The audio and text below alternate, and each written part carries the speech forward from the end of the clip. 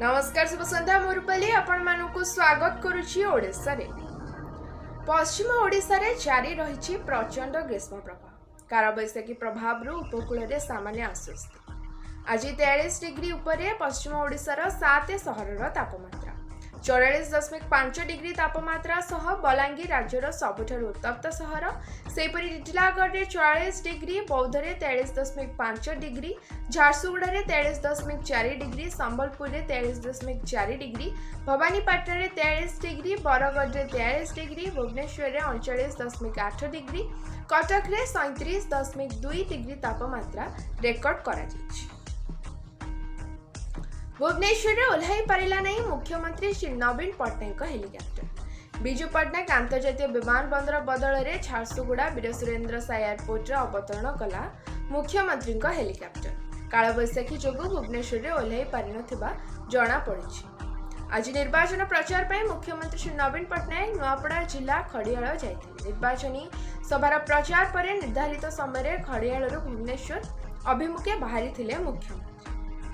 अपराह्न प्राय 3 ରୁ 3:30 समय भुवनेश्वर एयरपोर्ट आकाश मार्ग में पहुंची मुख्यमंत्री हेलिकप्टर। ठीक से ही समय कालबैशाखी पवन होता जो हेलिकप्टर ओह्लाई पारि नथिला। घंटाएरु अधिक समय मुख्यमंत्री हेलिकप्टर भुवनेश्वर आकाश मार्ग में चक्कर काटिथिला। परे हेलिकप्टरटी झारसुगुड़ा वीर सुरेंद्र साय एयरपोर्ट अवतरण करथिला। मुख्यमंत्री हेलिकप्टर वीर सुरेंद्र साय एयरपोर्ट रे प्राय 20 मिनिट धरी रहिथिला। भुवनेश्वर में पाग सुधुरिबा परे झारसुगुड़ारू मुख्यमंत्री हेलिकप्टर टेकअप करी भुवनेश्वर फेरीथिला। कालबैशाखी बेले भुवनेश्वर एयरपोर्ट विमान बंदर रे पवनर बेग थिला 80 किलोमीटर। पवनर बेग नहीं भुवनेश्वर आंचलिक पाणीपाग केन्द्र पक्षरु एक्सरे सूचना दिया जायछि। ब्रह्मपुर रे प्रधानमंत्री श्री नरेंद्र मोदी जय जगन्नाथ जय श्रीराम कही भाषण आरंभ कले। मोदी कहले, काली मु अयोध्या रे थिली, रामलीला को दर्शन करी। आज महाप्रभु श्री जगन्नाथ भूमि रे आपणक आशीर्वाद पई आसीछि। आज गंजाम जिला ब्रह्मपुर कनिसी निर्वाचनी सभा को संबोधन करी कहिसंती जय जगन्नाथ कही अभिभाषण आरंभ करथिले प्रधानमंत्री श्री नरेंद्र मोदी।